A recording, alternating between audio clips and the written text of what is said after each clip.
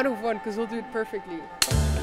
We are here with Hajar. Thank you so much for taking the time to talk to us. I understand that you're not particularly from the water sector, but this is your second World Water Week, right? It is, yeah. So how do you feel inside this water community? I would say very welcome. It's really interesting because I think I'm more from a climate background, but ever since I've been like roaming around in the water community, so to say, I really do learn so much more about how interlinked it is. And I think what's really interesting is I feel like the water sector consists so much out of like real hardcore experts, almost water nerds, if you will. That's maybe a little different in climate, but that also makes it sometimes more difficult to bring a water message across. I'm also noticing that. Wow, it's very good that you mentioned this. I mean, I like to talk of ourselves as water nerds. Right. But you might be actually onto something there that yes, it is very difficult to communicate water topics because sometimes it's just too technical and there's too much jargon. That's the thing. And no one really understands it. Yeah, that's maybe also from where I come from. I come from this climate field and narrative, you know,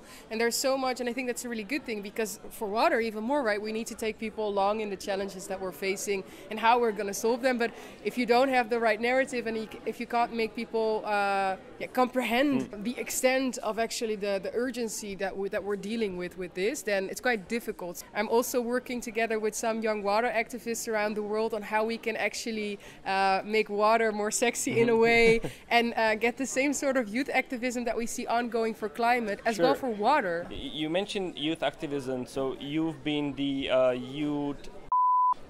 youth representative. Yes, you got it. In the UN for the Kingdom of Netherlands. Yes, so I was. How was the experience and how did it shape you going forward? I distinctly remember that because I was a youth delegate, I got to meet this girl from Kiribati. I don't know if you know it, the island. Yeah, of course, yeah. I was not thinking about the girl, like, no, I don't think I do you know her. Do you know the girl? You don't know her? That's weird. No, I'm just kidding, no. The islands, no, yes. But you know it, right? And for the people that don't know, it's one of the small island states in the Pacific Ocean that is at risk of disappearing in the next, let's say, 50 years. And I never heard of that. I never heard of the concept of an entire country disappearing just like that. But she was the one who told me. She's from the island. And when she told me that, that was the moment that something clicked for me and that I fully grasped what we were dealing with and how human lives are impacted and human safety and dignity because of the water crisis, because of the climate crisis. And I think that human element is so important, I think, to get people to see what the urgency of action is, and I really got to learn and comprehend that in my mandate as a youth representative. And you continue to work with youth and youth activists, right? So you have your organization 2100. Yeah. So could you introduce that a little bit? For sure. It's called 2100 with a little bit of a side eye wink to the air. Yeah. You might be guessing where this is going, but you know, ever since I was a youth representative, I really realized that, you know, in some of the decision-making places, we're really using the wrong tactics to see how we should move forward. Everyone knows it, right? It's the short-term, very short cycle focused way of decision making that is making sure that we don't see the long-term perspective and the long-term common good that we need to protect altogether. So I thought, well, if you take young people who will have a relatively longer life, most probably statistically than somebody in their 60s or 70s or end of their 50s, and you put them in a boardroom, then you naturally create an incentive to make decision more prone for the long term. And also think about how can we make sure that a boardroom of corporations, of organizations don't just focus on financial value creation, but also on, you know, creating societal value, creating, you know, natural value, so for the environment. And that's really what we're trying to do. If I would have explained it in one sentence, I would have said, we're kicking the old boys network out of the boardroom. Nice. Would have been way cooler to say, right? Nice. Snappy. Yeah. It is. Since we are here at the World Water Week, what would be the highlight for you so far? In a way, I think it's seeing the work, actually. I've spoken also at a couple of sessions about the follow-up of the UN 2023 Water Conference. I was there as well last March. Coming out of it this week, some of the highlights for me were really about all the commitments that have been made in the follow-up and during the UN Water Conference. So they have this water action agenda, and it has like over 800 commitments in there from, you know, civil society, but also from the private sector, from companies, from governments, individuals even. From us? From you, well, even better. One Water you guys. committed to translate at least 100, 300 Wow. articles, something like that. So we have a commitment on science dissemination. Honestly, I applaud you for that, because then you're one of the people contributing to that. That is so much what we need. Anything related to action and actual plans and like accountability in those plans, and like we're yearly tracking and monitoring how we get there.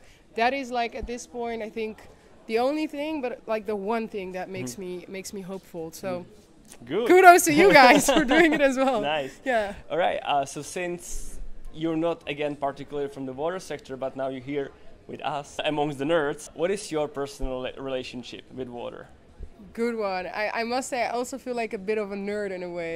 So I like to learn from my fellow nerds. And this is probably a common phrase if you are from the water world. It's nonetheless, it's mentioned often, but I don't think that it can be stated enough. But it's really that water is life.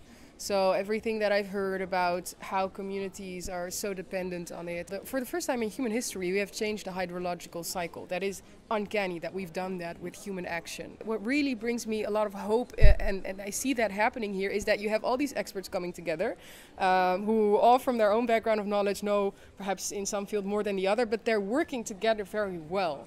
Honestly, I do sincerely mean that. I've hosted sessions and there's a lot of coherence with the people here. So whether you're from the wash sector or you focus on groundwater reserves, you know, it's really people coming together. So I like that harmony in the water world, because they're also such experts. They know what's at stake, and they know that we can't waste time with the nitty-gritty, petty discussions amongst each other.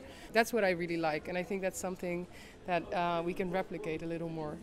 So we are now at the World Water Week, but there's another big conference coming up, and Yeah. there will be COP28. Yes. So what will be your expectations for this conference? I feel like the more that the closer we get to 2030, the simpler my answer becomes, but that is 1.5. I feel like we might have slightly lost track of it at the last COP, whereas 2 years ago at COP26, I was a little happy, because I thought, there's a big focus on this 1.5 and as they said then, trying to keep it alive. But I missed that last year. But I really want to see those commitments come together for 1.5. COP28 is also the COP for the global stocktake. So basically they will add up all the mandatory climate plans of all the country, and they will see whether that equals up to 1.5. But I don't know if we're going to meet that. But it's so important, it's pertinent that we do. Amazing. Thank you so much, Hajar, for taking the time to talk with us this morning. Thank you. Honestly, pleasure is mine.